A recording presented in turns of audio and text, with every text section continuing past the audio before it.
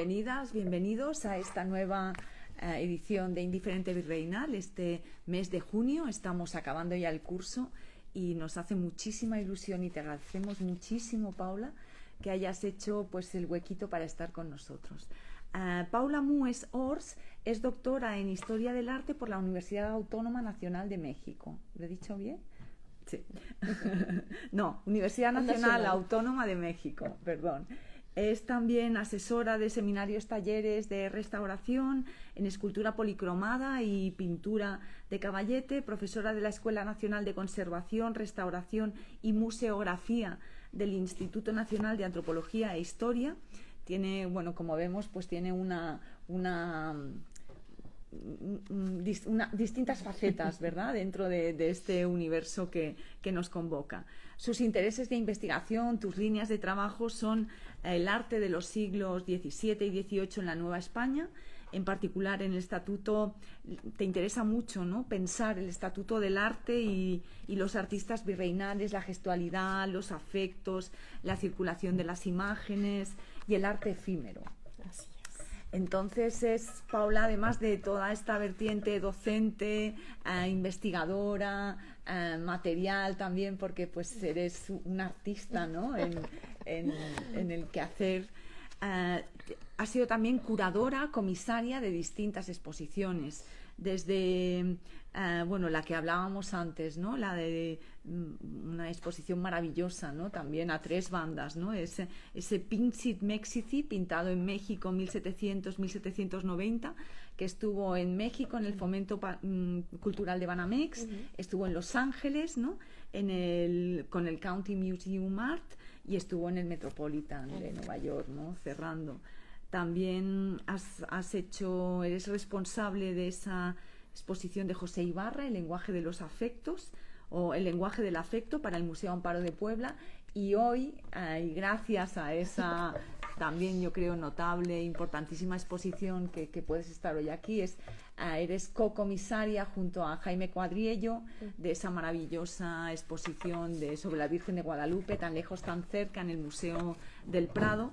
Y bueno, pues de verdad es que te agradezco muchísimo que hayas, dentro de toda esa vorágine expositiva, ¿no?, y mediática que tiene pues la Virgen de Guadalupe. Uy, se me olvidó el micro. Ay, con tanta emoción. Bueno, luego te lo paso, así es como lo hacemos. Muy bien. Yo ya sigo sin micro. Bueno, entonces te agradecemos muchísimo que hayas encontrado ese huequecito con tanta... No, gracias por invitarme. La verdad es que yo siempre los miro, muchas veces diferido, pero gracias. Es un placer estar aquí. Qué bien, qué bien. Entonces, hoy nos convoca, como ya pues de algún modo también nos exhibe en esa declaración de intenciones, el color azul, azul añilan que me cueste. Entonces, la charla de hoy de algún modo remite a un trabajo en el que estuvimos colaborando en los últimos quizá 2 años, ¿no?, porque el tiempo pasa muy rápido. Fue un dossier sobre color y poder que publicamos en el Bulletin of Spanish Studies, y ahí viene la cuña publicitaria, en el número 102, segundo facsímil de 2025. Es un dossier en abierto reflexionamos sobre color y poder en la América virreinal. Entonces ahí convocamos a 6 colores, blanco, negro, rojo, amarillo, verde y azul. Y entonces hoy Paula viene pues un poco a hablarnos de ese azul, ¿no? Y bueno, es lo que nos propuso en ese dossier es... En tu trabajo tienes 3 apartados, ¿no?, que de algún modo son los que vamos a estar recorriendo hoy, donde hablas en un primer lugar sobre ese acercamiento a las prácticas sociales y culturales también, ¿no?, y de poder, ¿no?, asociadas al color, y lo haces a partir de un texto muy interesante, ¿no?, del Obrador de Pánfilo, que es un vejamen que escribe Cayetano de Cabrera en 1725, que bueno, sabemos que los vejámenes son piezas satíricas, ¿no?, que se escriben cuando un nuevo doctor entra en la academia para bajar un poco pues las ínfulas, ¿no?, y los aires. Se escribe una pieza satírica que se llama Vejamen, hay también gallos. Entonces, en ese obrador de Pánfilo tú te permites hacer un acercamiento al uso de los colores desde un punto de vista satírico y social, ¿no? Sí. Entonces ya te paso el micro, te paso el poder, te paso el color. Estupendo. A ver, sí, creo que sí. Bueno, pues sí, es un documento súper interesante. Porque justamente Cayetano Cabrera Quintero es un personaje, un sacerdote, es un personaje fascinante, que es conocidísimo en México por haber escrito este enorme volumen llamado Escudo de Armas de México, que es justamente la relatoría de cómo la Virgen de Guadalupe fue llamada a ser una de las imágenes ante una peste y cómo se curó la peste gracias a ella, pero cuenta toda la historia de todas las imágenes virreinales. Es difícil de leer, es una prosa bastante compleja, pero va diciéndote en cada iglesia en donde están las imágenes y contándote la historia de las imágenes. Entonces este personaje llevaba ya muchos años escribiendo cosas que tienen que ver con imágenes, y justamente llevo yo también años dando, ¿no?, un seguimiento. El único dibujo que he encontrado de la época como tal preparatorio está en uno de sus volúmenes. Entonces, dando un poco seguimiento, ¿no?, yo decía, ¿qué decir del azul? ¿Cómo anclarlo a una cosa que podamos, ¿no? A mí me interesa esta historia social. La historia del arte no la veo como una cosa que nada más es forma o estilo, ¿no?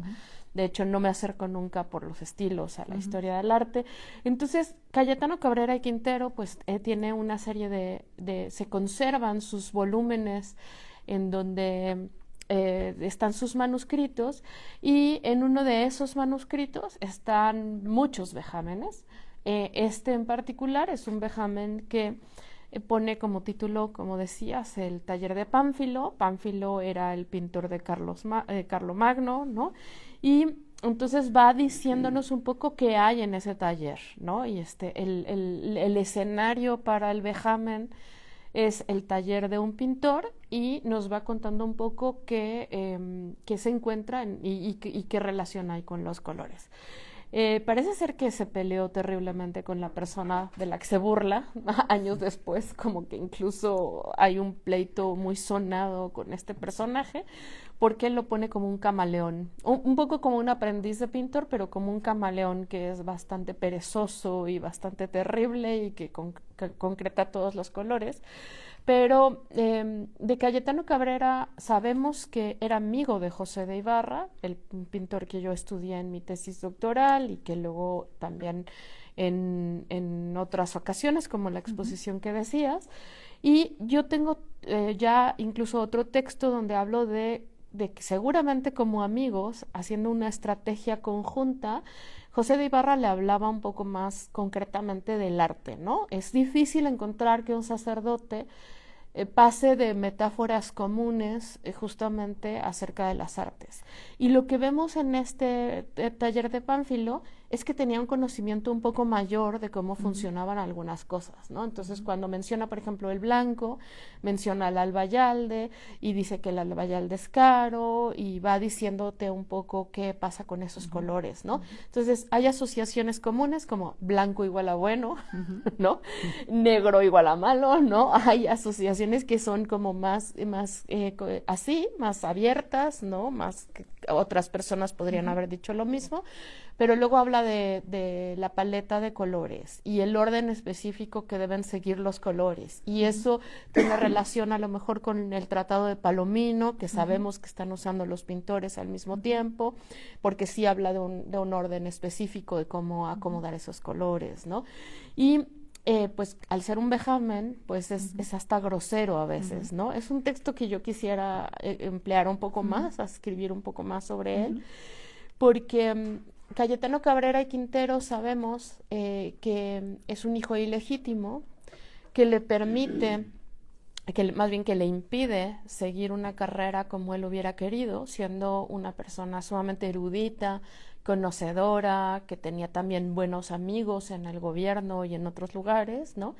Pero la Universidad de México, como todos estos lugares, tenía fuertes restricciones por razones de raza, ¿no? Por razones de estos prejuicios que había. Tenía una cláusula que decía que ni mulatos, ni negros, ni personas de esa escasa condición podían, ¿no? Así se les llamaba, la condición social, podían entrar de doctores. Entonces él nunca iba a poder llegar a esos grados y Bejamen es una persona que sí llega a ser doctor, ¿no? Sí. Entonces vemos estas contradicciones que me parecen fascinantes, ¿no? Una persona que está sufriendo una discriminación en una época discriminatoria y específicamente para una carrera universitaria, y sin embargo él ejerce también esta discriminación, ¿no? O sea, no se salva tampoco de ella, y entonces hay un momento en donde habla de los colores negros y entonces mete las sospechas de que algunas personas seguramente lo son, ¿no? O son también mulatos como él mismo fue, y entonces el negro es la sombra, pero también habla de una persona que era muy bajita, tan bajita que no hacía sombra, ¿no? Pero mete estas cuestiones que seguramente eso también le costó amistades, ¿no? Porque es muy fuerte la manera en la que lo menciona. El color azul es mencionado ahí, ¿no? Y en cosas puntuales que me llevan luego a plantear otros elementos. Y la primera mención que hace del azul es una práctica que era común en la Nueva España. Los primeros franciscanos que llegaron, los franciscanos observantes, que habían sido ya, habían tenido una reforma y por eso son los primeros que llegan, pues llegan con la ropa que traen y al poco tiempo parece ser que se les gastan estos vestidos, ¿no? Porque vienen a evangelizar, vienen pobres, vienen pocos, y lo que encuentran, ¿no? La orden dice que tienes que vestir pobremente y lo que encuentran son vestidos teñidos de azul, probablemente de añil, porque el añil hay distintas maneras de prepararlo y también distintos orígenes del añil o índigo, pero en la Nueva España había añil y se usaba para teñir y era un añil muy bueno, ¿no? Y entonces se empiezan a vestir de azul. Cuando llegan otras ramas de los franciscanos se visten de café. Entonces en la Nueva España los franciscanos observantes se quedan como diferenciados ya para el resto del tiempo, vestidos de azul, aunque algunas personas en esa época decían que era porque era el color de la Inmaculada Concepción y que como habían llegado a evangelizar, seguramente a los indios les gustaba el azul de la Virgen María, de la Inmaculada, y que eso los acercaba un poco al asunto, ¿no?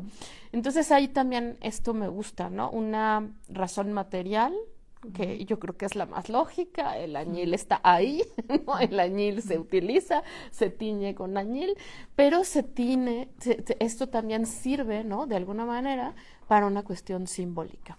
Entonces se menciona a un señor y se dice que va vestido de azul. Y luego también se dice que el azul se tiene que moler con cuidado, ¿no? El azul y aquí nos acercamos un poco más a la cuestión material, es uno de los colores más difíciles para la pintura, ¿no? Y justamente esto se relaciona con tu pregunta cuando empezamos a hablar del volumen. La idea que tenemos del azul que nos han dejado los textos sobre el color, que muchos vienen de Europa, es que el azul es un color exclusivo para la Virgen, Cristo, sobre todo para el manto de la Virgen, porque es un color también caro. Y cuando empezaba yo a trabajar con el azul, ¿no? Decía, es que en la Nueva España, sobre todo en el 18, el azul está en todos lados, ¿no? ¿Qué está pasando aquí, no? Entonces, Cayetano Cabrera y Quintero sí dice, ¿no? Con este conocimiento del material, hay que moler poco el azul, porque si tú mueles mucho el azul, lo que produces es que se tiña poco, ¿no? Porque las partículas de los materiales con los que se puede hacer generalmente el azul, que son minerales, si tú a un mineral azul lo mueles en demasía, se vuelve blanco. Y entonces generalmente o los vidrios, que son con los que se hace el esmalte, o el azurita, ¿no? O el ultramar, que no había realmente y no llegó realmente a la Nueva España, si los mueles demasiado, se pierde el color azul. ¿Y eso pasa solo con el azul o con más colores? El azul es de los más difíciles. O sea, efectivamente, y la dificultad de generar un color azul para pintar, pues justamente generó estas cuestiones simbólicas, ¿no? Si tú tienes un color que tienes 1000 maneras de hacerlo, pues a lo mejor no se vuelve exclusivo, pero cuando tienes una dificultad material para hacer el color, lo vas volviendo un color exclusivo, ¿no? Y se va haciendo además esta relación cielo, virgen, cielo, Cristo, ¿no? Cristo, el rey, entonces el color de los reyes, ¿no? Pero tiene un poco que ver con esa dificultad.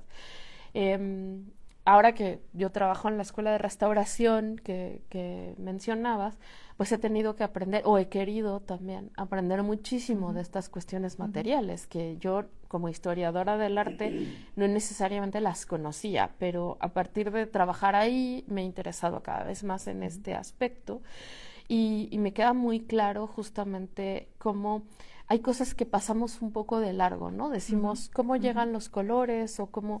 Y no sabemos cuál es esa química, ese laboratorio, esa parte como del taller que era muy, muy experimental y que creo que es importante para entender esas connotaciones también simbólicas, ¿no? Y el azul era un color muy difícil porque o era de piedras que no se encontraban necesariamente en todos lados y que poco a poco se tenían que aprender a moler y mezclar con otros colores, o bien de plantas y animales, ¿no? Que en ese caso tendríamos una manera diferente de preparar, ¿no? La cuestión mineral y la cuestión animal o vegetal, ¿no? Tienen duraciones distintas, dificultades distintas para poder pintar. Es más fácil hacer añil para teñir que hacer añil para pintar, por ejemplo, ¿no? Porque para teñir, pues sumerges en una tina en donde se está haciendo el color, que pasa por un proceso complicado, pero sumerges esto. Pero para poder pintar al óleo necesitas generar una pastilla, necesitas concentrar el color, necesitas calcinarlo, necesitas prepararlo para unirlo a la pintura. Entonces, ese tipo de cuestiones nos dejan ver, ¿no? Que los artistas pues se la apañaban como querían, ¿no? Entonces, en Europa, el azul llegaba de distintas maneras, ¿no? Pero muy concretas. Incluso hubo una azurita, que es uno de estos minerales, que venía del Nuevo Mundo, pero no se preparaba en el Nuevo Mundo. Se preparaba en Sevilla. ¿En serio? Y luego volvía al Nuevo Mundo y a partir de ahí ya se podía entonces generar un color para pintar, ¿no? Y pues nosotros habíamos pensado todo el tiempo en esta condición, ¿no? El azul, que es difícil de hacer, se utiliza poco, se reserva a estos personajes celestes y luego pues para pintar el cielo donde están los ángeles, la Virgen, todo esto, pues se necesitaría azul. Se necesitaría azul para un paisaje, pero incluso hay épocas en donde los paisajes no son tan azules, ¿no? O sea, si te pones a ver la pintura con cuidado, pues no lo hay. Y en la Nueva España, al contrario, empiezas a ver que el azul se utiliza más y más y más y tiene estas otras cosas, ¿no? Entonces, Cayetano Cabrera en este texto recoge el esmalte, recoge, ¿no?, el azul de la azurita y recoge un poco con este traje de este personaje el azul del añil, que es luego lo que voy a tratar un poco más en el texto. Lo que es muy importante, bueno, tu texto en el conjunto del dossier es muy interesante porque tú le das esa perspectiva material ¿no? de además de experimentación, ¿no? que ya estás apuntando ahora, y eso es muy importante porque nos ayuda a pensar también, ¿no? O sea, sabemos que el azul es un color caro y difícil, pero hay que ver, ¿no?, los grados, ¿no?, esa materialidad de la dificultad y del coste, ¿no? Entonces, es muy interesante que tú partas en tu trabajo, ¿no?, te plantees desde un punto de vista general, primero, esa presencia del color con un uso social importantísimo, y luego que partas de un vejamen, porque pues es como también una declaración de principios que nos interesa mucho, porque los vejámenes también son textos que podríamos localizar en esos bordes del archivo, ¿no? Contra todo, ¿no? Entonces, la perspectiva de decir que, bueno, pues Cayetano de Cabrera, aquí ya hablando de tú a tú, ¿no? Cayetano de Cabrera nunca puede llegar a la universidad y él hace un vejamen precisamente para vejar a alguien que acaba de entrar en la universidad y para eso utiliza el lenguaje de los colores que conoce muy bien a través de ese obrador de Pánfilo, pues me parece muy interesante que hayas hecho pues un poco tirado de ese hilo para introducir el marco general.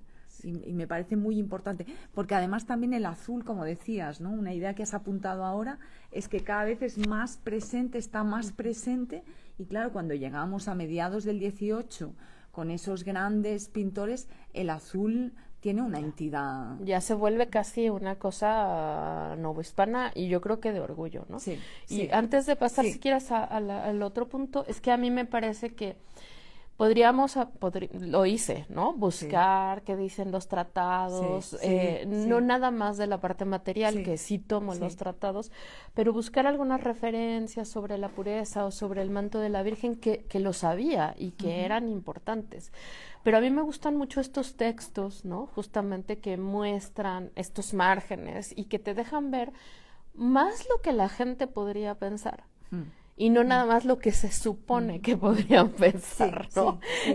Me gusta mucho, por eso me interesa mucho también el arte efímero, ¿no? Claro. Porque nos permite ver estas otras realidades en donde la gente, una cosa es lo que le dijeron que era, ¿no? El color de la Virgen tiene que ser azul, y otra cosa es que en lugar de en Pánfilo poner, ¿no? Un ambiente en donde hablara de Dios, va a poner al sacerdote fulanito o al padre fulanito que es un franciscano observante y se menciona a la Virgen, pero lo que importa es como estas otras realidades, ¿no?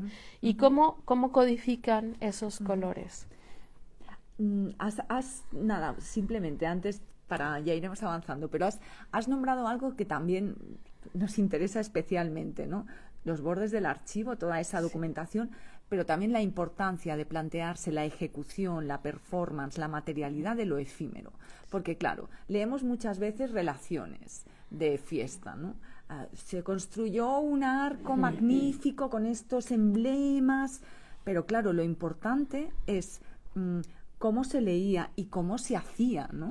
Porque una cosa es ese lenguaje simbólico y luego si podemos acceder a esa documentación periférica, porosa, en los bordes de posturas y remates, donde se negocia, porque finalmente es un encargo, ¿no? Se negocia la ejecución de la pintura y la materialidad de esos arcos, de esas construcciones. Eso también nos dice mucho de cómo leía la gente. Por eso me parece muy importante que tú hayas empezado con un vejamen, con ese obrador de Pánfilo, porque de algún modo nos permite hacer también como un correlato, ¿no? A la hora de pensar en el efímero, cómo se construye, porque pues eso es muy importante.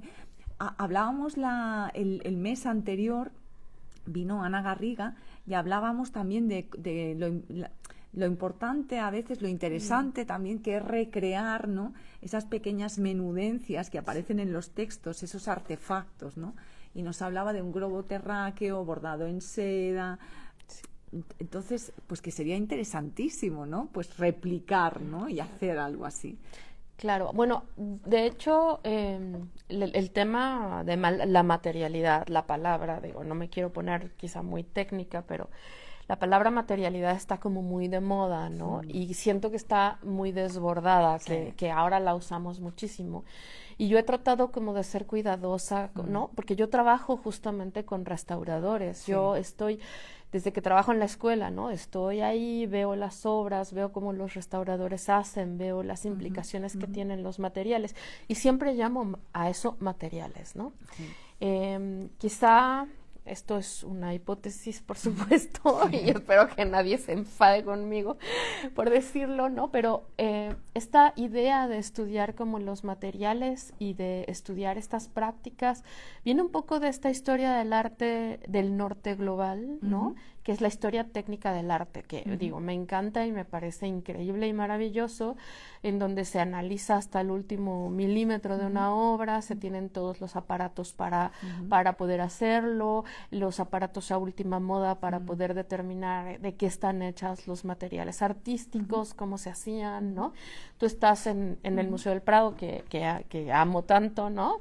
Y tienes estos textos en donde te dicen, antes se discutía si Velázquez había hecho estas obras en esta época y en esta otra, pero ahora sabemos, viendo las capas de preparación, que Velázquez cambió de tal momento a tal otro en su segundo viaje o en su primer viaje a Italia, dejó de usar este tipo de capas rojizas y empezó a usar capas blancas, y entonces ya la discusión está zanjada si tú ves una capa de preparación blanca.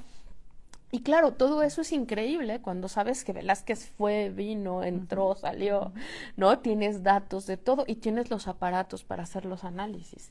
Nosotros en general no tenemos eso, ¿no? Claro. No tenemos firmas, ¿no? Muchas veces las obras son de autores desconocidos, no tenemos las trayectorias de los artistas, no tenemos tampoco muchas veces estos aparatos sofisticados, o poco a poco los vamos comprando, pero no todas las instituciones lo tienen. Entonces, Gabriela Siracusano ha planteado muy bien esta idea de hablar de la materialidad como las menudencias del taller, ¿no? Estas cosas que si decimos materiales, pues estamos hablando de azurita o añil, o estamos hablando de una tela, un tipo de tela. Pero si hablamos de materialidad, estamos hablando de estas prácticas artísticas y sociales que se ligan a los materiales, ¿no? Y así es como me gusta a mí entender el tema. Entonces yo trato de decir, voy a hablar de materiales, o voy a hablar de técnicas, o voy a hablar, ¿no?, de estilos, pero cuando estamos implicando ya estas redes sociales, estas menudencias del taller, estas cosas, entonces el concepto de materialidad para mí cobra mayor sentido, ¿no? Y es un poco lo que he tratado de hacer en el texto. Sí, mira, dices eso y el año pasado creo que tuvimos un seminario también porque pensando en materiales, materialidad, performance, ejecución del arte efímero. Y convocamos a artesanos valencianos que, bueno, pues aquí la tradición de la construcción de las fallas pues tiene una tradición muy larga, ¿no? Entonces nos interesaba que nos contaran ellos cómo hacían, ¿no? Cómo construían, ¿no? Y entonces empezamos hablando de cómo cambian las cosas en el sentido de que todas las estructuras de papel maché, cómo estaba costando ahora, porque ya no hay prensa escrita, se consume prensa digital, y lo que estaba costando llegar al papel para construir, claro. Y entonces cómo tenían de algún modo que luchar, ¿no?, contra todo el tema de plásticos, ¿no?, muchas cosas que venían y que hacían imposible plantearse también esos hábitos, ¿no?, esa ejecución. Entonces, me parece muy interesante tu texto porque nos dio ese anclaje, ¿no?, desde esa perspectiva que tú tienes, ¿no?, de estudio y bueno, creo que toda una declaración de intenciones, ¿no?, que partieras de este vejamen, ¿no?, porque pues de este obrador de Pánfilo que nos permite pues diseccionar, ¿no? Esta era tu primera parte del trabajo. Luego, vamos. El segundo apartado del artículo ya era más centrado en esa parte de materia, técnica y descripción, ¿no? Y ahí pues nos hablas de la azurita, el esmalte, el añil, ¿no?, de toda esa tradición tan importante, ¿no?, que ya es algo que ya nos has adelantado un poco, ¿no?, en México. Claro. Y claro, ¿qué nos pues cuentas? es que justamente es eso, ¿no? Ya si vas a hablar de cómo en la pintura se ve, pues puedes quedarte ahí o puedes también hablar de cómo se hace, ¿no? Entonces, en ese sentido, pues era qué colores, ¿no?, qué materiales estaban dispuestos, cuáles había, cómo se llamaban, ¿no? Me llamaba mucho la atención justamente la cantidad de nombres para el azul, que ese es un punto que me gusta mucho, ¿no? Hay muchísimos nombres para el azul, y la gente habla muchísimo de ellos, ¿no? Y entonces, cuando tú dices azul marino, lo mismo puedes decir del mar que pensar en un marinero, ¿no? Ujú. O sea, Sí, sí, sí, sí. y entonces cuando dices azul celeste, azul cielo, azul empirio, azul profundo, azul, o sea, hay Ujú, algunos de esos nombres se ligan específicamente a materiales y ujú. otros nombres se ligan a los usos del color, ¿no? Sí. Entonces, para hablar de los materiales, pues ahí sí recurro como a todos los estudios que han hecho restauradores, que han hecho personas que se dedican a ver justamente estos análisis técnicos, ¿no? Ujú, Que nos están dando una cantidad de información muy grande, pero que siguen siendo pocos, ujú, ¿no? ujú, Justamente no es tan fácil agarrar un pedazo de una ujú, pintura y decir de qué material está hecho, ¿no? ujú, Y entonces era como un poco analizar, pues bueno, qué posibilidades había de azul ujú, básicamente en la Nueva España. Uno era la azurita, ujú, justamente, que es una ujú, piedra ujú. que dejó de haber aparentemente en el mundo americano en el siglo, ¿no? A finales del 17 ya era más escasa y como decía, se sacaba de ahí, pero luego iba a Sevilla, se Ujú, procesaba en Sevilla y regresaba, ¿no? Al Nuevo Mundo. ujú. Había el esmalte, que era, los dos eran inestables, ¿no? Ujú. Son azules que si no sabes cómo combinar, después se muere el color, así decían los tratadistas, ¿no? Eh, ¿Inestable significa eso? sí, un poco era cómo lo preparabas, pero luego cómo envejecían Ujú, esos colores, ¿no? Entonces el azul envejecía, ¿no? O sea, si se mezclaba con algunos barnices, se podía poner amarillo, ujú, se podía poner, entonces se hacía verde, ujú, ¿no? Que ese ujú, es un problema grande que ujú, tiene el color. ujú. Y ¿quieres que siga? No, sí, sí, sí, sí, sí. Que tiene el color azul, ¿no? O se Ujú, puede poner oscuro y ujú. se puede hacer un color más bien café, ¿no? Sí. Entonces el esmalte viene de vidrio y hay que mezclar como que estas partículas de vidrio con el azul Ujú. se torna de un color bastante desagradable. Vale. Este, y además pierde su sentido simbólico, porque Ujú, si tú ves una virgen vestida de azul, este, y luego ves a una virgen que ya está vestida de café, ujú. pues Claro, no es por eso, ¿no? perdería por completo Mm, mm. el sentido simbólico que tiene. Ajá. Y luego había estos colores, ¿no? Que eran inalcanzables en la Nueva España, como el azul del lapislázuli, que Ujú, venía de Afganistán. Ahora se han encontrado algunos yacimientos de lapislázuli en Chile, pero aparentemente no se mezclaban y no se utilizaban de la misma manera, ¿no? Porque simplemente no había esa tradición de tenerlo. Entonces, aunque siempre se habla del lapislázuli ujú. y del color ultramar, como por eso se llamaba ultramar, porque venía más allá del mar, siempre era carísimo, tan caro que en la misma España se usaba poquísimo, ¿no? Y los tratadistas decían, pero ¿y qué vamos a hacer? ¿Cómo vamos a poner, ¿no? ¿Qué alternativas hay del ultramar?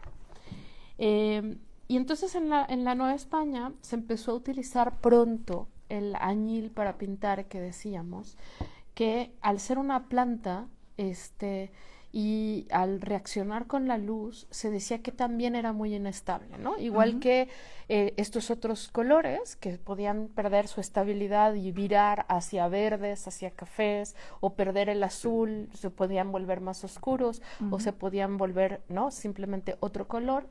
El añil tenía esta fama de perderse con la luz, Ahí va. ¿no? Y entonces, y cómo los colores necesitan tener una compatibilidad con las capas pictóricas, con una adherencia, quedarse ahí y no virar de color. El primer tratadista que se usa mucho para hablar, el más famoso de España del siglo XVII, pues es Francisco Pacheco. Ujú, Y Francisco Pacheco, el texto se publicó justamente en 1649. Dice, no se utilice añil, porque el añil se muere muy pronto y cambia, y entonces no hay que usar el añil. Y al contrario, Palomino, en 1725, bueno, 15 el primer tomo, 25 el segundo, ya decía que había que usar el añil.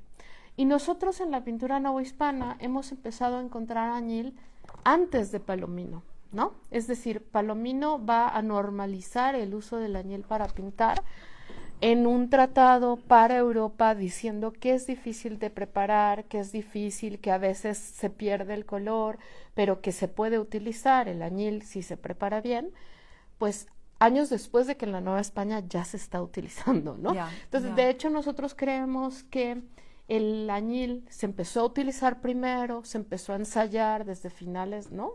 Desde 1680, 1670 se están empezando a encontrar los primeros análisis en donde queda claro que hay añil, a veces combinado con otros materiales, a veces ya poco más solo, ¿no? Se empieza a utilizar antes, y justamente Palomino debió de saber esto y debió de ver que llegaba también este añil y lo normaliza, ¿no? Entonces es como tratando de buscar el origen. Primero se usó y luego se normalizó en un tratado, ¿no? Y luego el tratado también hizo que más gente lo utilizara. Entonces, hasta mediados del siglo XVIII, el color, ¿no? Más normalizado, mejor y con mejores resultados para la pintura novohispana fue el añil. Hay pintores que solamente utilizaban añil y que sus colores están vivísimos. Tú ves en esta exposición que hubo hace poco también de Miguel Cabrera en el Museo de América, ¿no? Que se hicieron por Getty todos los análisis de los azules. El único azul que se encontraba era el añil. Y el color era vivísimo, ¿no? Ahí te das cuenta cómo justamente lograron dominar una técnica para que ese color no muriera. Wow. Sí, dime. No, que ahí también fue muy interesante todo el trabajo alrededor de esa exposición que hizo Rocío Bruquetas, ¿no? Sobre recuperación material de esos materiales, ¿no? De esos pigmentos, ¿no? Sí. Y también tuvimos una sesión con ella hablando de toda esta cuestión, ¿no? Claro, Rocío y Andrés Sánchez Ledesma, Sí. ¿no? Que Sí. es el químico que hizo todos los análisis, pues justamente veían el uso del añil, incluso para el verde, ¿no? En lugar de hacer otro tipo de verdes que también pueden ser a veces inestables, como verdes de cobre y que luego se ponen cafés, etcétera, ¿no? Se vio que se utilizaba azul de añil con azurita, perdón, con un amarillo, ¿no? Y entonces eso ya te genera un verde. Entonces, de alguna manera, empezamos a ver que era una marca casi de casa. Luego, a mediados del 18, se empezó a comercializar más un color que se está estudiando y que también llamamos colorantes a los que son de origen vegetal o animal, y pigmentos los que son de uso mineral, ¿no? De origen mineral. Entonces, de un nuevo color además sintético, es decir, que no encuentras en la tierra, sino que está preparado, ¿no? Y que se inventó casi por error a principios del siglo XVIII, que es el azul de Prusia. Y el azul de Prusia se inventa justamente en esa zona del mundo, por eso se llama así, pero luego se perfecciona mucho en París. Entonces también a veces lo encuentras como azul de París. Y ese es un color que resulta todavía más estable y más rico, ese azul. Hay unos estudios increíblemente fascinantes, recientes, ¿no? Sobre el azul de Prusia, que prueban que no fue tan temprana la comercialización y que las fórmulas no fueron tan claras desde el principio como se había hecho. Pero cuando se inventa el azul de Prusia, pues todo el mundo quiere ese color, porque ¿no? El ultramar era carísimo, la azurita había poca, se empezaba a poner más cara, el esmalte era inestable, entonces un color nuevo, ¿no? El añil no todo el mundo lo sabe utilizar, entonces el azul de Prusia se va a volver un color increíble. Y sí vemos que llega a la Nueva España este azul de Prusia, pero pues como viene de fuera, tampoco debía de ser nada barato, ¿no? Entonces empezamos a ver que a veces los pintores están utilizando añil o índigo para parte de sus paletas, y el color de moda que seguramente le traían sus amigos y que se comerciaba de esta manera, pues el azul de Prusia. Y combinados estos dos colores, aunque todavía no tenemos demasiados análisis que nos permitan hablar ya de una regla o una generalidad, ya darían un azul completo, ¿no? O sea, una capacidad de los pintores, ahora sí, de extender a sus paisajes, a sus mares, ¿no? No nada más a los mantos de la Virgen, sino extender el uso del color, ¿no? De alguna manera, mucho más que estos primeros azules que mencionábamos. Vale. Entonces, hemos hecho en este recorrido un primer apartado con esos usos sociales, ¿no? A través del vejamen del obrador de Pánfilo de Cayetano de Cabrera. Ahora hemos hecho un segundo apartado donde pues nos planteamos esa técnica, esos materiales y esa descripción, ¿no? Y esa evolución también de azules, ¿no? Que el azul lo permite muy bien, ¿no? Sí. Ese recorrido. Y ahora yo creo que ahora ya ese tercer apartado que tú planteas, ¿no? Ya que como último, ¿no? Pues ya podemos abordar una lectura simbólica del azul, ¿no? Y entonces ahí me gusta mucho cómo lo planteas como una armonización de afectos entre cielos, mares y mantos, ¿no? Claro. Ya podemos hacer una lectura simbólica que más o menos se puede intuir, ¿no? Después de todo este recorrido, ¿no? Y tan importante desde ese punto de vista social y material, ¿no?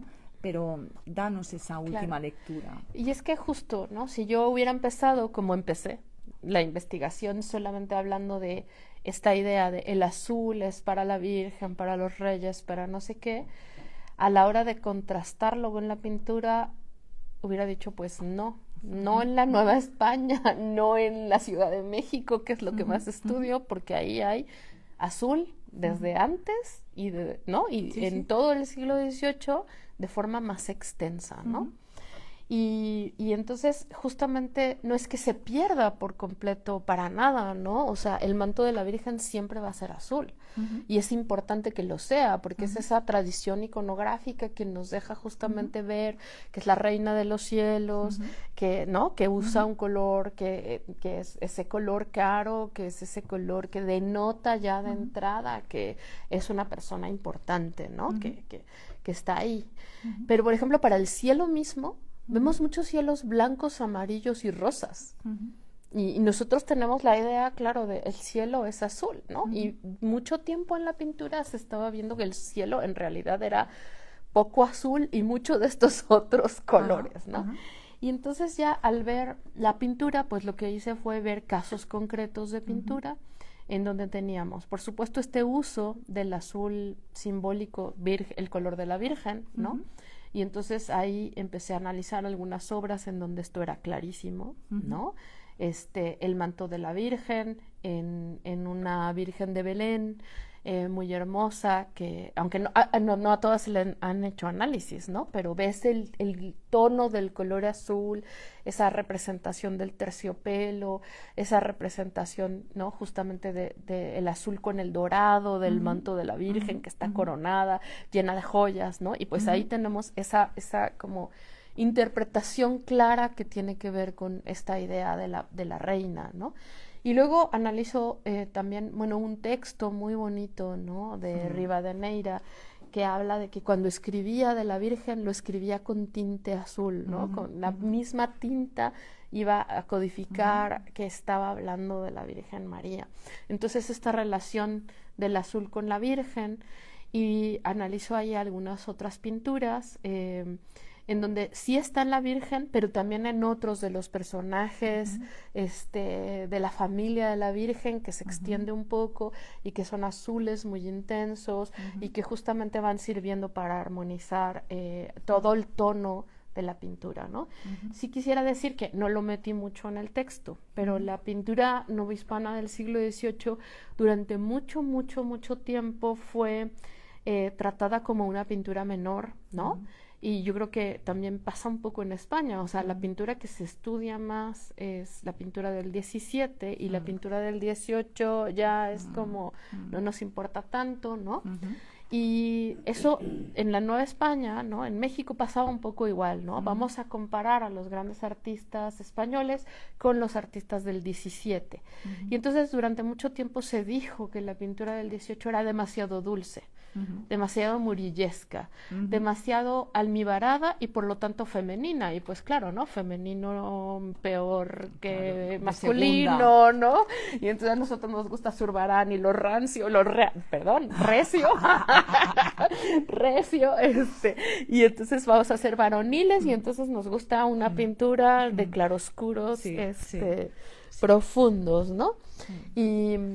Y esta pintura dulce y suave, pues como que no nos gusta tanto. Entonces, bueno, llevamos años trabajando en contra de este prejuicio, que finalmente son prejuicios históricos interesantes, pero justamente se había dicho que la pintura novohispana del 18 había perdido los contrastes, porque si tú ves la pintura un poco anterior, estaba construida a partir de colores complementarios, ¿no? Entonces tenías un amarillo muy, muy, muy intenso y un morado o un verde muy, muy intenso, ¿no? O sea, eran realmente paletas de color sumamente contrastantes. Y cuando ves la pintura del 18, efectivamente ves como una armonización de colores y ves cómo la pincelada cambia un poco y cómo justamente se percibe como una forma de ver más íntima, ¿no? Y eso está también acorde, ¿no? Antonio Rubial tiene un texto muy bonito sobre eso, con un cambio en la religiosidad que se vuelve más íntima, que se vuelve más laica y que entonces tiene que ver con una mayor suavidad. Y incluso cuando tú trabajas con el esmalte, pero sobre todo con la azurita, dejas un rastro muy claro del azul, deja una huella, porque estás trabajando con estos molidos gruesos, ¿no? Que entonces tienen una constatación material, incluso en la pincelada, que se ven como estos campos cuando tú miras esas pinceladas. Y en cambio el añil te permite tener una pincelada suave, ligera, te permite ir a tonos más oscuros pero también más claro, armonizarlo con pastel, ¿no? Entonces otra vez ahí es este análisis de no nada más la extensión, porque era más barato el índigo, sino también que permitía generar esta suavidad que nos da esta pintura, que efectivamente, pues para mí, suave no es malo, ¿no? Claro. Suave es suave. O sea, y es una forma de trabajar la pintura de ese momento. Entonces, y yo que me he especializado justamente en pintura del 18, ¿no? Y que me parece que además está acorde a lo que está pasando en otros lados del mundo, ¿no? En Italia también se está haciendo más suave la pintura hacia finales del 17, en España también empieza a hacerse así esa pintura, pues los artistas están buscando una forma de generar estas nuevas sensaciones y el azul se vuelve este armonizador de los colores, ¿no? Me encanta que termines con esa reflexión, ¿no? Y porque creo que es muy importante reivindicar esa dimensión afectiva, ¿no? Hablábamos antes de la lectura simbólica, pero también esa lectura de los afectos, también lo estamos trabajando en los textos, pues también qué importante es trabajarlo en la cultura visual, ¿no? En la pintura. Vamos a... Te repito, te estoy muy agradecida porque sé que el nivel de exigencia que te ha planteado esta exposición sobre Guadalupe tan lejos, tan cerca. Hoy te tenemos aquí muy cerca en Madrid, pero sé que tus compromisos han sido muchísimos y creo que es muy importante también reivindicar. Empezábamos reivindicando un poco unos bordes del archivo, ¿no? Con ese vejamen. Terminamos la charla reivindicando esa pintura del 18, también buscando una lectura de los afectos en esa pintura, ¿no?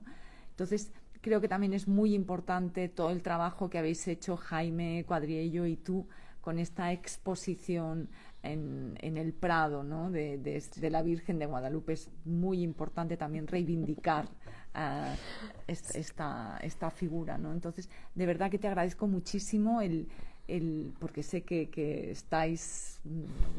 feliz de estar aquí, la verdad. Y además también me hace mucha ilusión que cerremos el curso, ¿no? Porque los meses de julio y agosto pues ya hacemos un poco parón, ¿no? Estival, cerramos el curso de Indiferente Virreinal, que como sabes es un seminario de cultura literaria, visual y material, pues hablando de tu color azul, de ese azul celeste, aunque me cueste, que es que formaba parte de este dossier sobre color y poder, porque pues también es una forma de cerrar esos 2 años, ¿no? Creo que son 2 Sí. de trabajo, porque ha sido largo, ¿no?, el proceso, y creo que bueno, pues cerramos un curso, cerramos un proyecto, ¿no?, porque también el proyecto de Fastos pues está terminado y está esperando un poco renovación, vamos a cruzar los dedos. y bueno, pues creo que también es una cuestión de afectos, ¿no? Claro. Y entonces es muy importante que hayas estado hoy aquí en este azul celeste. No, pues muchas gracias. No, gracias a ti. Muchísimas gracias. Y vamos a terminar este directo y bueno, pues nos iremos un ratito de vacaciones, aunque seguiremos por aquí en redes sociales y nos veremos pronto, en septiembre, porque además el tiempo pasa tan rápido, ¿verdad? Y nada, muchísimas gracias a todas las que nos habéis acompañado en directo, presencialmente en el CSIC, a través del directo de Instagram, después con los visionados de los vídeos a posteriori, ¿no? Y muchísimas gracias y ya pues cerramos la paradita y nos vamos casi de vacaciones. Muchísimas gracias. Hasta luego. Chao.